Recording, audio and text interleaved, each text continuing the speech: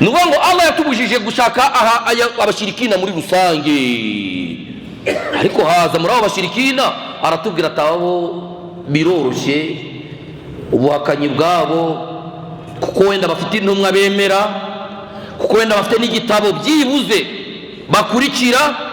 Aba batandukanye n'ababahakanyi basenga imiriro badafite intumwa n'imwe bakurikira, abantu bajya hariya bagashyira hari inka bakayisenga. Aba ubuhakanyi bwabo bukoze iki? Buratandukanye n'ubwo bose ari abahakanyi. Ari nayo mpamvu Allah yaduhaye uburenganzira bwo kuba twabashaka. Wal aslam tarku nikahi alkitabiyat. Sheikh tugira inama wallahi, aratubwira ma ilm. Turabizi neza yuko tutahakana ibingibi yuko byemewe, kubera ko tubihakanye twakwisanga twagiye guhakana aya Mwenyezi Mungu. Twahakanye aya Mwenyezi Mungu ubwo tari nako twabaye iki? Twabahakanye. Ariko Sheikh aravuga ati wallahi ndagira inama uwari wese waba ugiye gushaka kuba yashaka umuislamu kazi kurenza uko yashaka ahlul kitab.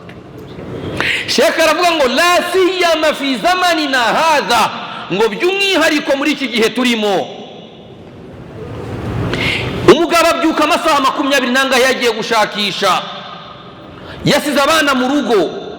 Wallahi ya laita, impamvu umuntu twemera tuvuga ngo wemerewe kubashaka ni kwa kundi tuvuga ngo uyu muntu ufite igitabo yayobotse birorohawe kuba wamugarura ku murongo, n'uburi wamugabo ufite istiqama igihagararo nyacyo uzamukosora, uzagenda umwereka ibyiza by'ubuislamu, azire turuva nawe yabaye iki?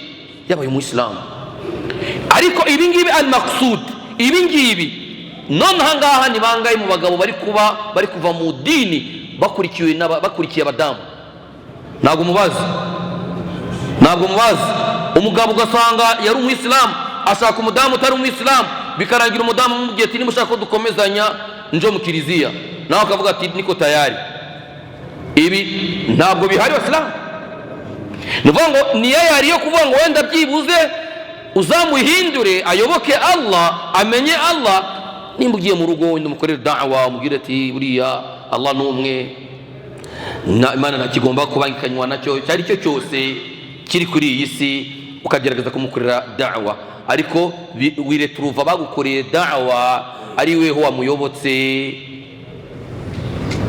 Washahid min hadha ayuha al-ahibba, icyo nshingiye ibingibi mbivuga, uqsim billahi ta'ala, ndarahiye Imana ndi muri mimbari, ntabwo ari inkuru ngo ni byo kubeshya, la wallahi as-sadiq, wallahi byarabaye. Umwana w'umusilamu wavukiye mu Islam, tukaba twaragize n'amahirwe yo kwicarana twiga Qur'an ahantu hamwe, ngewe nawe, alif bata baba mama wa Islam. Wallahi ndahiye ninyi Imana ndi kuri mimbari. Muri Ramadani y'ubushize yireturuvye umukobwa yamubwiye ngo kugira ngo tubane, umukobwa alikuwa na kipesa kidogo, kugira ngo tubane wallahi va muri ibyo bidini byanyu unyoboke maze urebe buryo ubuzima bwawe ndabuhindura. Umugabo icyo yakoze, wallahi ushidu billah, wallahi umugabo yahisakana Allah. Ubu mazina afite harimo za Jean Paul, ibintu nk'ibyo ngibyo.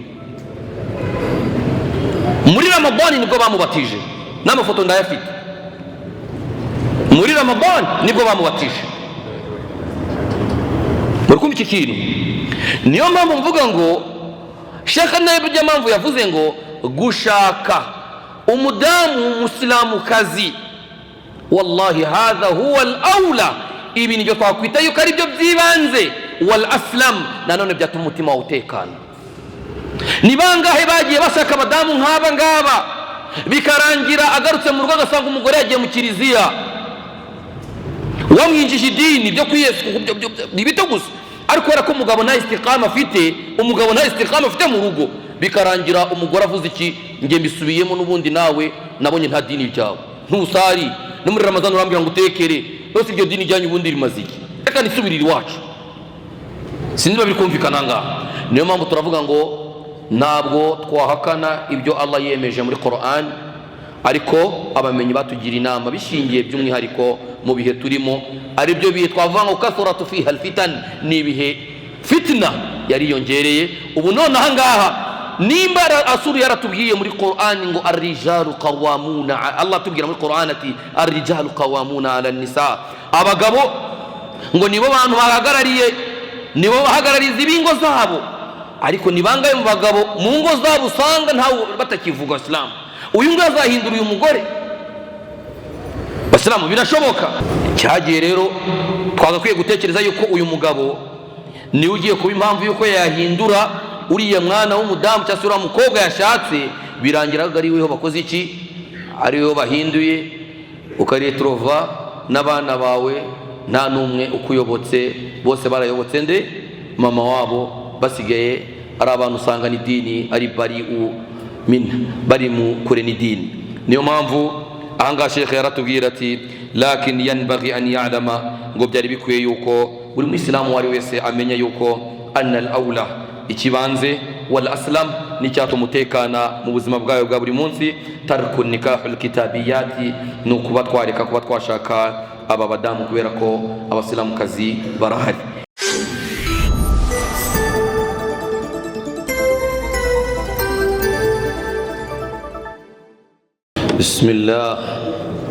Bismillah walhamdulillah thumma wassalatu wassalam ala rasulillahi Muhammadin sallallahu alayhi wa sallam wa ala alihi wa sahbihi wa man sanna bi sunnatihi ila yawmiddin, wa ba'd. Ishimwe n'ikuzo ni by'Uwiteka Allahu tabaraka wa ta'ala, amahoro imigisha bisakari ku mwacu Muhammadin sallallahu alayhi wa sallam.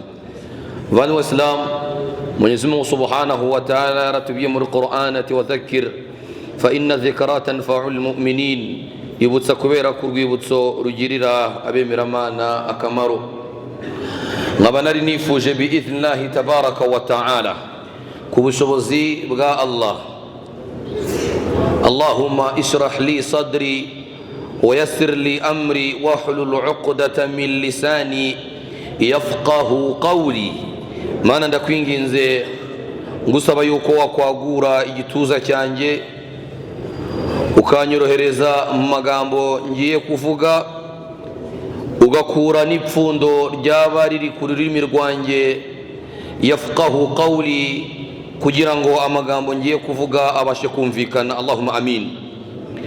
ahangaha nabajijwe ikibazo mu minsi ishize, abasilamu bakunda kukigarukaho cyane biidhnillahi ta'ala, kubigendanye no gushaka abo twita ahlul kitab.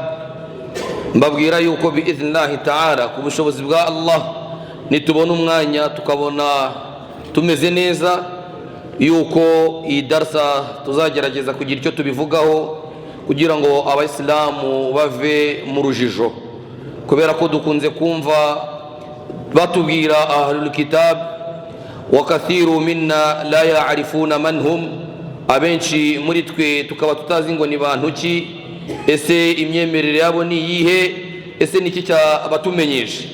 biidhnillahi tabaraka wa ta'ala ku bushobozi bwa Allah, nifuje yuko darsa yacu uyu munsi naza gutangira nsubiza iki gisubizo biidhnillahi ta'ala. qala al-muallif rahimahullah, umwanditsi w'igitabo yagaragaje yuko azawaji min al-yahudiyya aw an-nasraniyya fi qawli jamaahir ahli al-ilmi jaizun fi qawli jamaahir ahli al-ilm. mwanditsi yaravuze ngo azawaji min al-yahudiyya, gushaka abadamu b'abayahudi, aribo bantu tuvuga yuko bakurikiye cyangwa se bakurikira igitabo cya Taurati cyamanuriwe Musa alayhi salatu wassalam, fahum yusammuna, ngo tubita yuko aribo twita al-yahudiyya aw nasraniyya, cyangwa se abo twita abanaswara. Abangaba tukakunda kubita yuko wenda aribo twakwita nk'abakristo cyangwa se abakurikira igitabo cya Injil cyamanuriwe Isa alayhi salatu wassalam. Abangaba akaba aribo bantu twita yuko ari ahlul kitab. Ndifuza yuko buri muislamu wari wese urahanga twatega amatwi kugira ngo tujyane ibintu uko umuntu yabivuze, kubera ko utari buze kumva darsa yacu kugeza ubwo ndangije iyi madda ashobora kujyana igice cy'ibyo navuze, ariko ndifuza yuko twabijyana neza kandi tukabijyana uko ngiye kubivuga biidhnillahi tabaraka wa ta'ala. Qala Ibn Qudamah rahimahullah fi kitabihi al-Mughni. Umumenyi Ibn Qudamah akaba ari n'umumenyi ukomeye cyane muri madhhabu Imam Ahmad bin Hanbal, yavuze mu gitabo cye cyitwa al-Mughni, aravuga ngo laysa bayna ahlul ilmi bihamdillahi ikhtilaf fi hilli hara'ir nisa'i ahlul kitab, wa mimma rawa anhu dhalika Umar wa Uthman wa Talha wa Hudhayfa wa Salman wa Jabir wa ghayruhum. Ibn Qudamah rahimahullah, Allah mujiriri impuhwe, yaravuze ati laysa bayna ahli alkitab laysa bayna ahli alilmi bihamdillahi ikhtilafa. Uyu menye Ibn Qudamah yaravuze ngo ndashimira Imana alhamdulillah yuko hagati y'abamenyi nta ikhtilafu irimo itubuza cyangwa se izihakana yuko gushaka ahlul kitabu bikoze iki bitemewe. Aravuga ati ndashimira Allah walillahi alhamd yuko hagati y'abamenyi nta ikhtilafu ihari, wenda haboneka abamenyi bagaragaza yuko gushaka ahlul kitabu bitemewe. Aravuga ati alhamdulillah abamenyi bose babyumvikanaho yuko gushaka ahlul kitab byemewe. Wa mimman rawa anhu dhalika, nabakurikije abamukuyeho iyi mvugo harimo umusahaba Umar, yayimukuyeho Uthman ibn Affan radiyallahu anhu nawe yayimukuyeho. Wa mimman rawa anhu, nuvuga ngo aba izi mvugo niho Ibn Qudamah yakoze iki, yazivanye. Birikumvikana, nuvuga ngo Ibn Qudamah uyu mumenyi abo yavomyeho iyi ilmu yuko nta ikhtilafu ihari hagati y'abamenyi kubigendanye no gushaka al-kitab, harimo Umar, hakabamo Uthman, hakabamo Talha wa Hudhayfa wa Salman wa Jabirin. Aba n'abasahaba yakuyeho iyo mvugo igaragaza ko nta ikhtilafu ihari hagati y'abamenyi itubuza gushaka ahlul kitab. Anga turagenda akantu ku kandi biidhnillahi ta'ala, akantu ku kandi.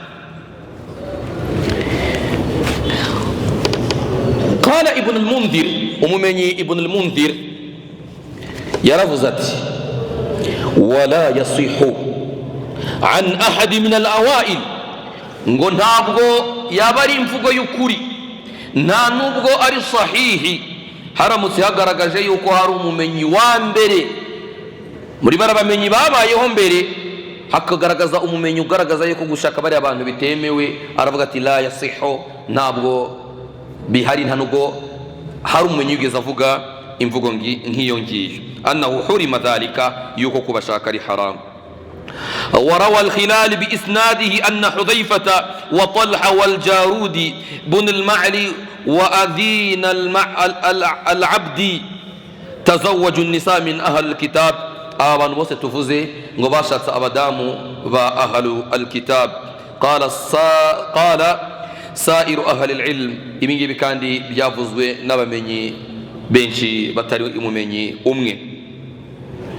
والأصل في ذلك قوله سبحانه وتعالى. إسنو كبير كينو نهو أبمني باجي يهو بكغرغزا يوكو غشاك أبادام تكويتا يوكو أري أهل الكتاب كبير كي أبمني بافوزي يوكو إبي بينو بيميوي أبمني إسي بافوكي كينو كيدا فيت الدليل بافوكي كينو بداغزه كتاري مري القرآن أو السنة تنغسي مري السنة لا والله نابغو بشبك. ولذلك استندوا niyo mpamvu tuvuga yuko bishingikirije iyi mvugo y'Uwiteka Allahu tabaraka wa ta'ala igaragara muri suratu al-Maida aya ya 5. Suratu al-Maida aya ya 5. Allah muri Qur'an aratubwira ati al-yawm uhilla lakum at-tayyibat وطعام الذين أوتوا الكتاب حل لكم وطعامكم حل لهم والمحصنات من المؤمنات والمحصنات من الذين أوتوا الكتاب من قبلكم. Mwenyezi Subhanahu wa Ta'ala hii aya ratubwirati guhera uyu munsi uhilla lakum at-tayyibat, icyitwa cyose kari cyiza imbere ya Allah ni halali yuko umuislamu yagikora cyangwa se nimba ari nicyo kurya akaba yakirya, fa kuba gusa ari ikintu cyitwa kari cyiza kidafite ingaruka ku mubiri w'umuntu, muri bya bindi twerekwa yuko twemereye kuba twarya. Allah ati al-yawma uhilla lakum at-tayyibat, icyitwa cyose kari cyiza Allah yarangije kukigira halali kuri twebwe. Allah ati wa ta'amul ladhina utul kitaba, ngo yewe nibyabazwe nabo twita ahlul kitab. Allah ati hillun lakum, yuko nabyo ari halali kuri mwe. Allah ati wa ta'amukum, namwe ibyo mwabaze ni halali kuri bo kuba bakora iki, babirya. Dalila hangaha ihari naho Allah yavuze ngo wal muhsanat, na babakobwa cyase babadamu bitwara neza.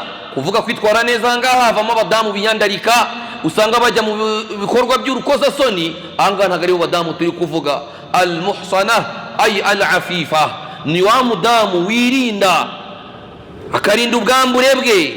Uyu Allah aratubwiye ati wal muhsanatu minal mu'minat, na babadamu abayisilamu kazi birinda bakaba batajya mu bikorwa by'urukozasoni, yuko abadamu nabo twemereye kuba twabashaka abayisilamu.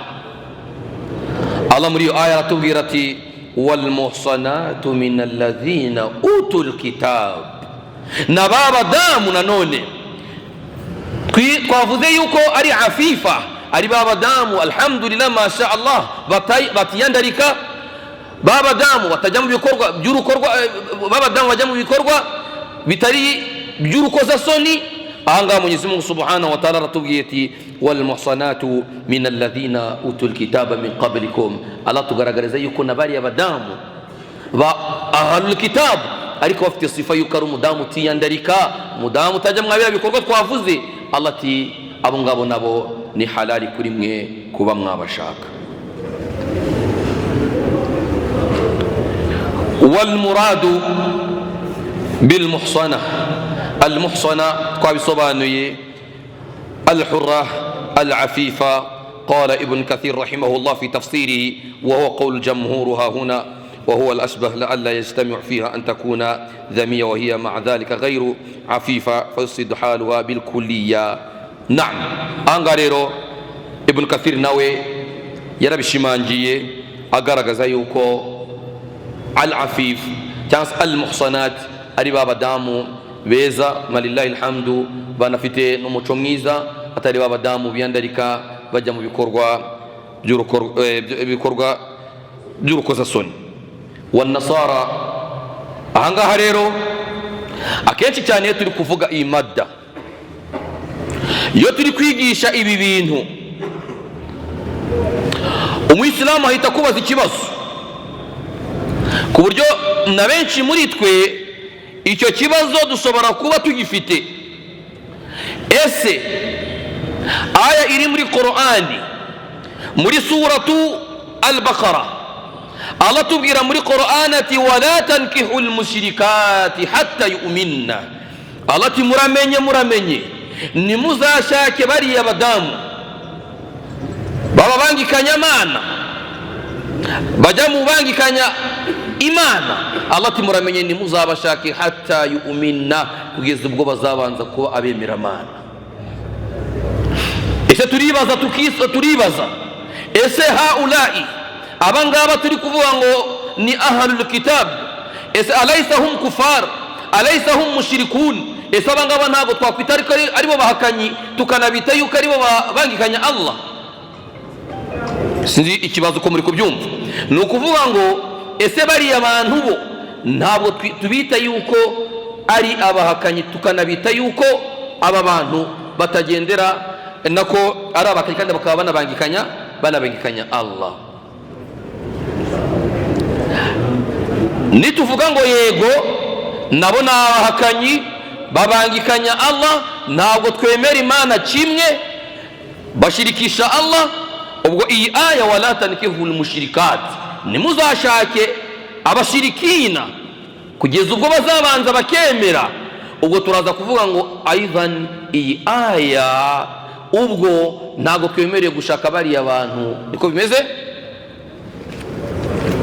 Anga turi kujyanira na Islam cyangwa ni abasize cyane?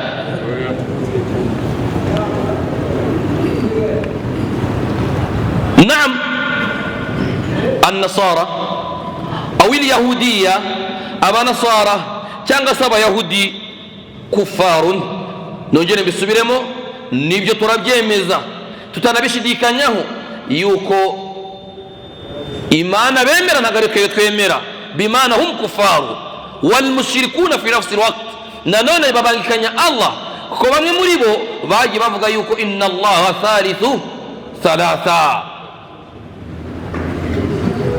Alaysa an-nasara, abanasara ntabwo ari bo bavuze ngo yuko Allah afite thalithu thalatha, butatu butagatifu, siyo babivuga.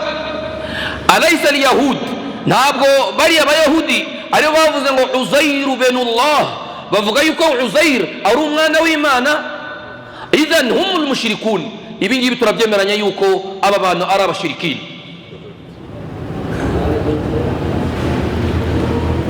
Nituvuga ko ari abashirikina tukabihuza n'iyi aya, turakuramo igisubizo yuko gushaka ahantu kitabu bitemewe dushingiye kuri iyi aya, kubera ko nabo ari iki? Ari abahakanyi. Anga turi kujyanirana, ariko ahangaha uraba ubyumvishije nabi, uraba utanasobanukiwe. Impamvu mvuga ko uraba utasobanukiwe ni ukubera ko hari aya muri Qur'an ziza ziri kuvuga muri rusange. Allah tubwira muri Qur'an ati wala tankihul mushrikat, ngo muramenye nimuzashake abashirikina babadamu hatta yu'minna, kugeza ubwo bazabanza bagatora shahada bakemera Allah. Anga turi kujyanirana, Mwenyezi Mungu Subhanahu wa Ta'ala iyi aya yari muri rusange, hinjiramo abasenga umuriro, akinjiramo abasenga inka, akinjiramo abasenga inyenyeri, n'abafite ibindi basenga nk'ibigirwamana bagishirare bagasenga. Aba bose muri aya bakora iki? Binjiramo. N'abayahudi n'abanasara bagakora iki? Bakinjiramo. Ariko Allah amanuye aya atubwira ati wal muhsanatu minal ladhina utul kitaba min qablikum, yuko twemereye gushaka bari abadamu ba ahlul kitabu, twarangije kwemera ko ari abahakanyi nabo, ubwo bo turabakura muri bariya rusange, tuvuge bo bafite umwihariko kuri twe. Iyi ni ilmu hari benshi tutari buze kubisobanukirwa, ariko biidhnahi ta'ala kuna bisabye Allah yuko yamfasha bikaza kumvikana. Muri kumva biri kumvikana kwanza aho tugejeje? Naam, Allah yakiye dua yanjye cyadukomeza. Naam, turasubiramo nta kibazo. Ni ukuvuga ngo aya yaje muri rusange, aya yaje muri rusange itubuza gushaka abashirikina kugeza ubwo bazabanza gukora iki? Kwemera. Allah amanura aya muri abo bashirikina, hari abo yatwemerera atubwira ati wal muhsanatu minal ladhina utu alkitab alyahudi wan nasara, abo ngabo bahita bava muri ya aya iri rusange, bo bagira umwihariko. Navuze ngo iyi mada ntabwo ari paka twese tuze kuva muno twabyumvishije, ariko batanu icumi inshallah turaza kubyumva. Khalas, ntabwo natanga umwanya w'ibibazo Sheikh, ko ndabizi ibibazo biraza kuba byinshi, nibyo ndaza gufunga khalas, ariko inshallah reka dukomeze twige. Alana turangije kubona yuko aya ibatubuza yatubujije muri rusange, haje noneho aya ije gukora icyo bita at-takhsis. Ibi ngibi muri Qur'an bikunze kubaho. Qur'an yaratubwiye ati hafidhu ala salawati wa salati alwusta. Ibi muri Qur'an bikunze kubaho kuba Allah yavuga aya akayivuga ari muri rusange bikagira hagera ay noneho hakagira Allah yatubwiye ngo mucunge amaswala murindi swala zanyu muri rusange, ariko Allah garuka ku muswala zamo hagati, kandi byari biyagaje kavuga ngo mucunge swala zanyu kubera ko ni swala yo mu hagati nayo si swala, siko bimeze. Ariko haje icyo bita muri aya aricyo bita ngo takhsis, cyane cyane iyo swala yo mu hagati ubwo hari kishatse kuvuga. Tanazzalu almalaika, ngo Allah manura ba malaika bose baramanuka. Allah ti waruhu fi arruhu wa huwa aljibril, alaysa arruhu wise uyunguyu jibril alaysa min almalaika, ntabwo tuvuga yuko ari mu bamalaika, ariko harimo takhsisi imuku ifite icyo ishaka kumuvugaho. Ni nkuko nshobora kuvuga ngo mwese muri uyu musigiti ndashaka yuko musohoka, mwese muri mu musigiti ndashaka yuko mukora iki, musohoka. Nkazavuga ahandi nkavuga ati wenda hazasigare umukameramani umwe gusa. Rero nukuvuga ngo uramutse usomye ngo mwese muzasohoke, ntugere no kuri iyi aya ngo umenye yuko hari abo yakuyemo, ushobora kwibeshya. Anga ni muri mantiki n'abajyanye mu bintu by'ubwenge nyine ko nawe ubyumve. Nuvuga ngo Allah yatubujije gushaka abashirikina muri rusange, ariko haza muri abo bashirikina aratubwira atabo biroroshye ubuhakanyi bwabo, kuko wenda bafite intumwa bemera, kuko wenda bafite n'igitabo byibuze bakurikira.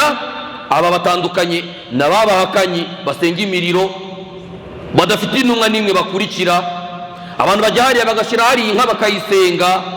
Aba ubuhakanyi bwabo bukoze iki?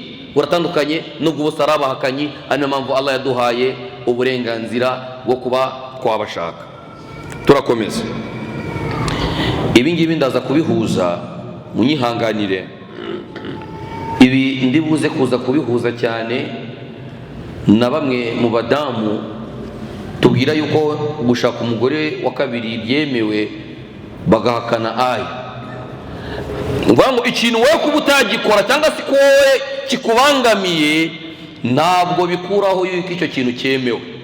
Niyo mpamvu iyo ikintu kikunaniye muri Islamu ucece kufunga umunwa, nimba baguhaye dalili ikaba ari dalili muri Qur'an cyangwa Rasuli yarabivuze, pamoja nuko wenda ushaka kuba utashakwa uri umugore wa kabiri, ariko ntuzagenda uvuge ngo ira anje ntabwo nyemera.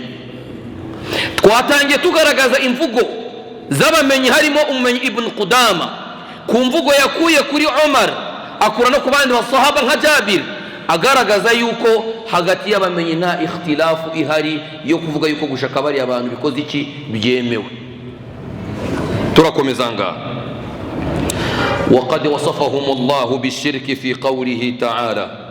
الله ngo yabise abashirikina kumvugo iri muri Qur'an. Allah avuga ngo ittakhadhu ahbarahum wa ruhbanahum arbaba min dunillahi wal masih ibn maryam wama umiru illa liya'budu ilahan wahida la ilaha illa hu subhanahu amma yushrikun. Allah garuka bitana none yuko Allah ari kure cyane nibyo aba banasara bashbangikanya nabyo. Allah ari kure nabyo, Allah ari kure ntago yifatanyije nabyo, Allah ntago ari hamwe nabyo. Allah ari kure nibyo babangikanya. Ubwo bishatse gusobanura yuko ari abashirikina, siko bimeze. Naam, fahum kufaru mushrikun lakin Allah ta'ala sheikhati fahum kufaru mushrikun. Turongera tuvuge yuko naam, ntawigeze hakana yuko ari abahakanyi, nta n'uwigeze hakana yuko ari abashirikina babangikanya Allah, lakin Allah ta'ala ariko Mwenyezi Mungu subhanahu wa ta'ala ahalla dhabaihahum, abagize halali ibyo babazi, wa nisaahum, n'abagore babo Allah bagira halali kuri twe. Idhan kun muhsanati, wa hadha takhsis li umumi ayati al-Baqara. Ibi Sheikh asobanuye ngo wa hadha takhsisu li umumi ayati al-Baqara, bimaana ayati al-Baqara ni aya yaje ivuga abantu bose muri rusange bigendanye n'ababangikanya Allah bose atagize n'uvamo. uvamo n'uwo twavuga ngo tugiye kumukura muri bo agomba kutwereka dalili igiye kumukura mwayira takhsis mwayira umum. Simba biri kumvikana. Nuvuga ngo uratubwira ngo nge ntago ndi muri iyi aya mu bashirikina bavuzwe ntago ndimo muri bari abantu badasenga bafite ibindi basenga, icyo turaza kumusaba turamusaba dalili imukuramo.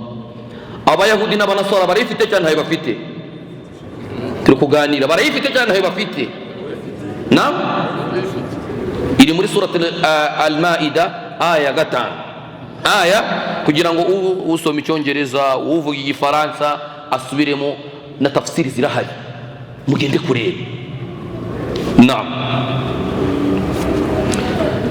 lakin shekhe harimo na shekhana Ibn Baz rahimahullah, Allah mugirire impuhwe anamurinde, Allah mugirire impuhwe kuko yaranapfuye.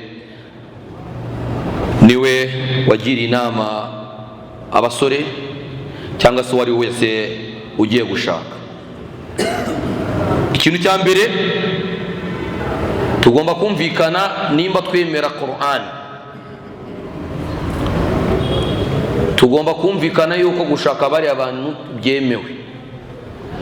Uzabihakana akavuga ati ngewe ni haramu ntago twemerewe kubashaka, ubwo ngo yatandukanye n'iki na aya ya Allah ni yahakanye. Kandi tuvuga yuko uwahakanye inyuguti imwe gusa muri Qur'an aba yabaye iki Islam? Inyuguti imwe. Ukavuga ati ngewe inyuguti iri muri surati al-Baqara alif lam mim ira alifu, nge muri nge numva yuko itagakwiye kubiriho, abakiri umuyisilamu. Niyo mpamvu rero hari ibyo twita kuvuga ngo ubwenge bwacu ni ubwenge bugiye nyine bigendanye na miriye yaho twakuriye. Hari ibintu wumva ukumva wenda mu bwenge bwawe ntabwo biri kwinjira, ariko Qur'an ntabwo tugendera mu bwenge bw'umuntu, ntabwo tugendera wowe kuri bufate ibintu nuko ubyumva, ntabwo ari wowe tugenderaho. Tugendera kuri qala Allahu qala rasul. Ntabwo ari byo bintu bityo turi gusoma ni aya, wowe hari aya yindi waduhaye twagusobanurira yuko iyi aya iri muri surati al-Baqara uramutse nayo wifashishije. Ko impamvu mbivuze nuko nzi ko abari kumbaza bari kuza kugaruka cyane no kuri aya bayizi iri muri surati al-Baqara, wala tankihul mushrikati, Allah tubuza gushaka abashirikina.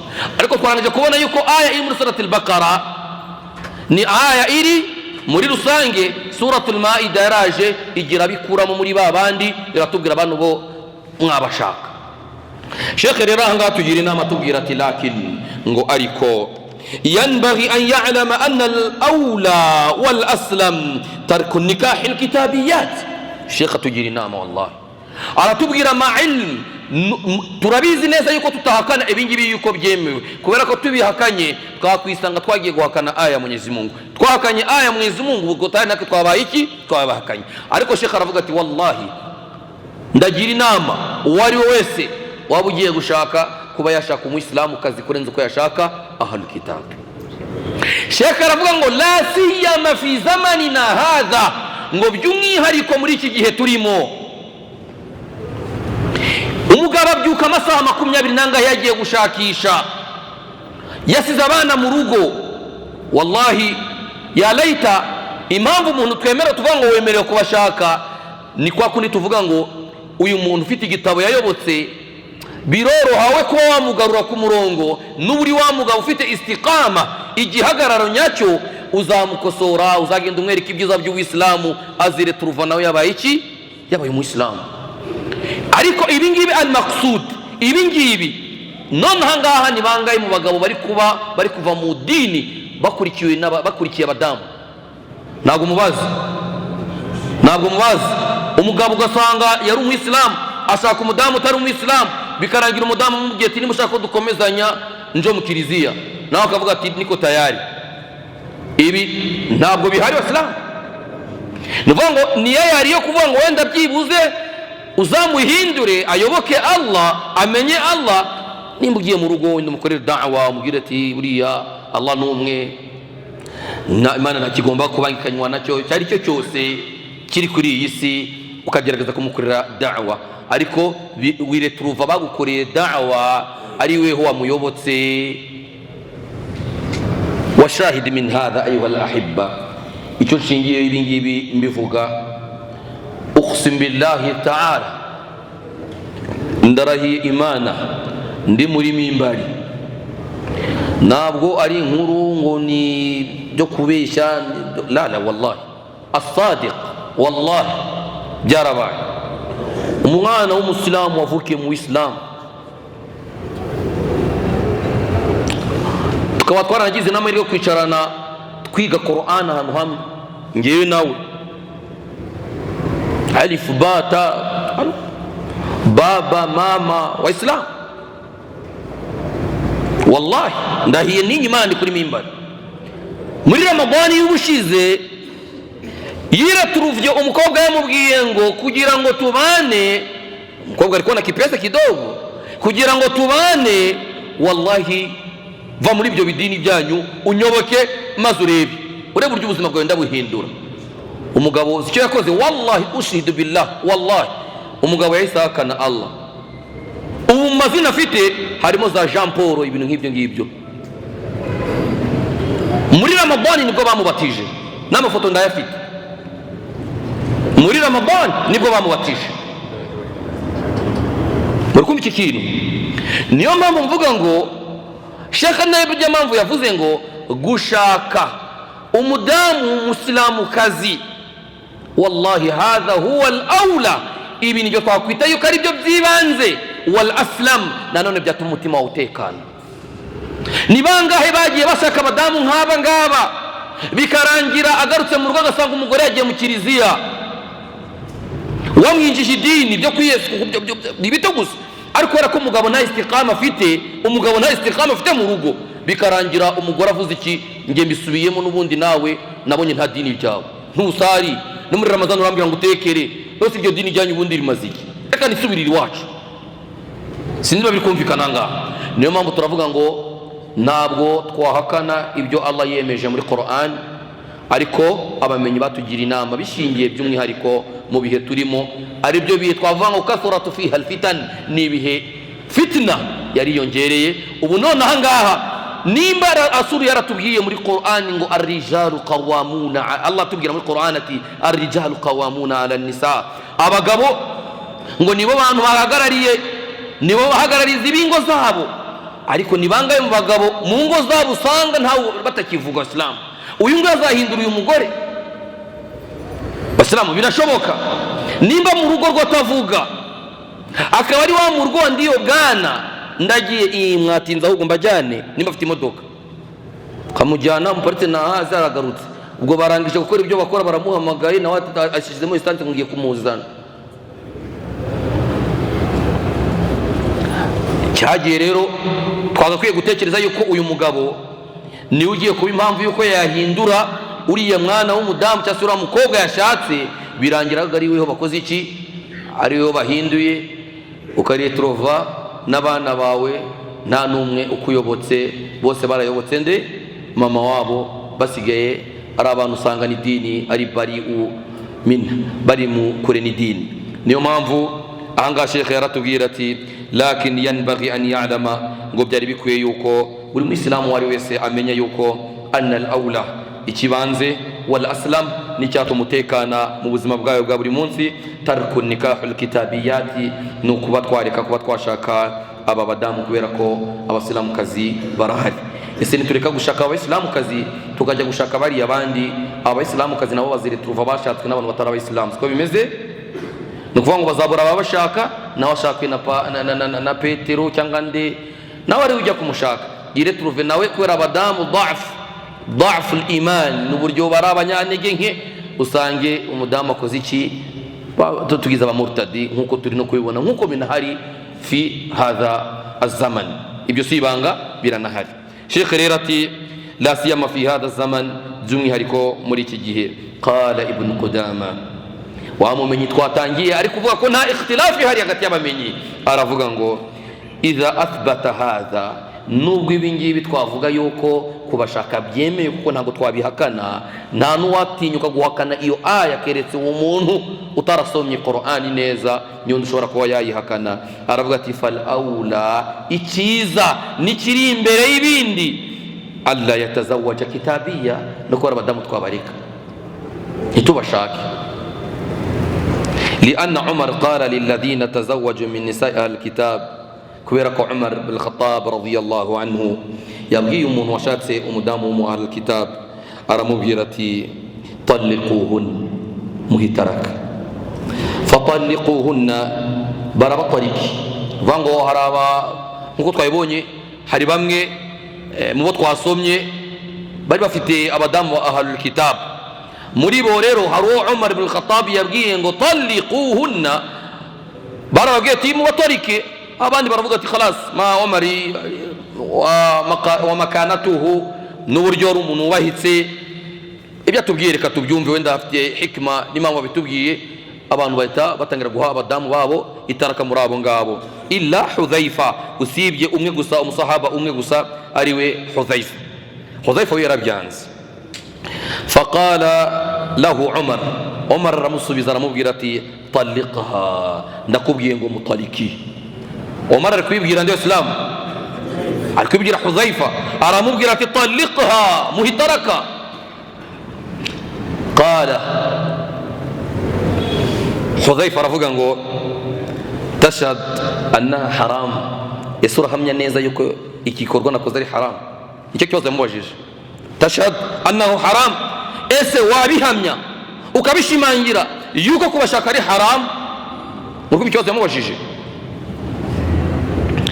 qala hiya jamra, ntabwo navuga yuko ari haramu, ariko ni nk'ikara umuntu aba afite mu maboko. nuko mu byamusubije amubwiye ko ari haramu se? yigeze amubwira ko ari haramu? ariko aramubwiye ni danje, ni danje bishingiye kuri bya bibazo twabonye. ariko Umar ibn Khattab ntabwo ari gutinyuka kuvuga yuko ari haramu. birikumvikana, kubera ko ntabwo yari guhakana aya iri muri Qur'an. niyo mpamvu yavuze ngo hiya jamratun alimat annaha jamra alimta annaha jamra walakinaha li halalun. Hudhaifa aramubwira ati ndabizi ko ari ikara, ariko iryo kara kuba ndifashe nabyo ni halal. yari arangije gukunda, mtu anamaliza miaka na mke wake kama mingapi, unakuja tu ngumpatie talaka bila sababu ngo nukuwera kari ahli kitabu. abandi barabikoze walilahi alhamdu, ariko Hudhaifa pamoja no kuba mumenyesheje kari ikara, ariko aravuze ati niryo kara ariko kuba ndifite ntago ari haramu, ntacyo bitwaye. arongera rero walakina li halalin falamma kana ba'd talaqaha faqila lahu alla talaqa hina amaraka Umar qala karihta an yara an-nas anni rakabtu amran la yanbaghi li. haciye igihe Umar yanagiye, haciye mu mwanya Hudhaifa fata wa mudamu amuhitaraka. arangije kumuhitaraka haje kwibazwa, baramwegera baramubaza ati se kubera iki utamuhaye itaraka igihe Umar ibn al-Khattab radiyallahu anhu yabigusabaga? kuko atari ko igihe utamuhaye itaraka. kumvikana, aravuga ati nanze kubikora kiriya gihe Umar abintegeka, kugira ngo abantu badatekereza yuko burya nanjye namenye ko ari haram, akaba ariyo mpamvu mbiretse. kumvikana, impamvu yanze kubikora muri icyo gihe vango yahita abikora, ubwo ariko yishinjije yuko wenda nawe ashobora kuba ashidikanye yuko ibyo yakoze ari halal. niyo mpamvu haciye mu mwanya gato cyangwa se igihe aravuga ati ndamutaritse, ariko mutaritse ku bushake bwanjye, ntabwo ari ukubera Umar, ntabwo ari ukubera ko mbona ko iki gikorwa ari haram. ayi niyo mpamvu yavuze ngo karihtu, ngo nanze an yara nasa, kuba abantu babona yuko anni rakibtu amran la yanbaghi li, ko abantu bashobora gutekereza yuko ibintu nakoze bitari bikwiye yuko nabikora ari ngewe, nanjye nkashaka umudamu uri haramu kuri nge cyangwa se utari halali kuri nge. walana rubama malan ilayhi qalbahu fafatanat fihi rahimahullah. umumenyi Ibn Baz ari nayo magambo tugiye gusorezaho, yaravuze ati fa idha kanat alkitabiyya, bariya twise ahlul kitab min alyahud والنصارى، فإذا كانت الكتابية معروفة بالعفة، يتوفق يوكو أيوا مدام ولله الحمد، ويرينا kutajya mu byaha by'urukozasoni. Aya ni amagambo ya Ibn Baz. والبعد عن وسائل الفواحش, tari wa mudamu jariya yambaye ubusa cyangwa se witwara nabi, bizwi ukari umudamu cyangwa se umukobwa udashobotse. jaza, turemerewe kuba twamushaka. lianna allaha, kubera ko Allah abaha dhalika, kubera ko Allah yabigize mubah, Allah yarabitwemereye, ntabwo ari haram. Lakin sheikh ariko fi hadha al-asr, muri iki gihe cyacu, yukhsha ala man tazawwajna sharran kathir, tufite ubwoba twanagira n'amakenga cyane kuri uyu muntu ushobora kuba yashaka uyu mudamu, annahunna qad yad'unahu ila dinihinna, kubera kuri ya mudamu ushobora kwisanga ukiretruva ala turu wagiyeho mu dini rye, badari yuko wakuyoboka ahubwo ukarangira ukoze iki, umuyobotsi. uwo mugabo nta gihagararo ufite, no gusari ni wasiwasi, ntusari n'iki uyu mudamu azakureberaho, n'iki uzifashisha kugira ngo uyu mudamu ayoboke idini. Birakurikije, bisaba wa mugabo nawe ufite igihagararo uvuga ati biragoye yuko umuntu yampindura, bigendanye na ilmu mfite, bigendanye naho ngeze n'uburyo Uislamu mbuzi, uyu muntu ngiye kugenda azamukomveka insha Allah. Ariko nawe ubwawe gusari ntusari, nta n'urugero rwiza uyu mudamu yakubonaho, n'abana bawe nuko nguko, maze ukajya kwiyahura ugiye gushaka abadamu nk'aba ngaba. Niyo mpamvu Umar yabwiye Hudhaifa aramubwira ati innaha jamra, iriya ni ikara rishyushye Abasilamu. وقد يسبب ذلك تنصر أولاده, ngo nanone umugabo dufite nuko ushobora kwiretruva abana bawe babaye abanasara, abana bawe basigaye bajya guhimbaza, kandi atari icyo ngicyo shariat al-Islam yashakaga. Bityo rero Sheikh mu nama nyinshi yagiye atanga fatawa al-Islamiyya, mu gitabo cya fatawa al-Islamiyya volume ya 3 gutyo yagiye abivugamo cyane, agaragaza yuko gushaka bari abadamu muri iki gihe cyacu atari ibintu wahamagarira buri musore, buri muntu wari wese ngo genda wishakire, ngo biremewe ngo genda, ngo bimere nk'aho ari uruhushya ubonye. Wallahi la wallahi, dutinye Imana kandi tunatekerereze aba bantu tuzabyara. Allah azatubaza byanze bikunze. Rero ibaze abana bawe, nuramuka utabahitiyemo uzabaha uburere bukwiriye, wa wundi uzabaha idini, uzabakubitira kwiga Qur'an, uzabakubitira gusari, ukamwirengagiza, ukajya muri babandi aho ushobora gusanga umwana wawe wagira ngo nawe hari Qur'an abamo, indirimbo zose yarazihifaje, suratul Fatiha ntayo, assalamu alaikum bonjour, assalamu haijuwi, idini ntaryo. Byakubitamo yuko nawe wenda rimwe na rimwe ushobora kuba ari impamvu yuko wenda nawe utabuhari cyane n'umuryango, ukiretruva bya bindi Islam yashakaga kugira ngo ushake uriya muntu, ivuga ati wenda ushobora kumubibira imbuto nziza, tukazisanga Uislamu bwungutse undi muntu biguturutseho, ahubwo none bijye kurangira wowe mu Islamu ari wo muyobotse, ugasanga icyo Islamu yashakaga ntabwo ari cyo ngicyo. Niyo mpamvu twagira inama tunabishimangira yuko gushaka abadamu nubwo byemewe, ariko ntabwo twabigira inama abantu bagiye gushaka, cyangwa se umusore ugiye gushaka tumubwire ati ngo genda wishakire bariya. Ahubwo twakugira inama gushaka wa wundi uzi Allah, wa wundi muzagirana amakimbirane mu rugo, ukamubwira ati ittaqillah, tinya Allah, ibintu urimo Allah ntabwo abyishimira, byibuze akaba afite ikintu gishobora kuba cyamugarura. Ahangaha niho twagira umuyisilamu inama nk'uko Imana Muhammadin sallallahu alaihi wasallam yaratubwiye ati tunkahul mar'atu li arba'i, umudamu ashaka kubera ibintu bine. Niyo Imana Muhammadin sallallahu alaihi wasallam asoza tubwira ati fadfar bidhati dini taribat yadak, rasulati muzahite munyabuneka babadamu bafite idini. Numva rero nahinira ahangaha, nimba hari ufite ikibazo umwe cyangwa se babiri twabaza kugira ngo wenda tubashe gusobanukirwa, dusaba Allah tabaraka wa taala yuko wenda nibyo twaba twavuze byaba byabashe kumvikana. Allahumma amin.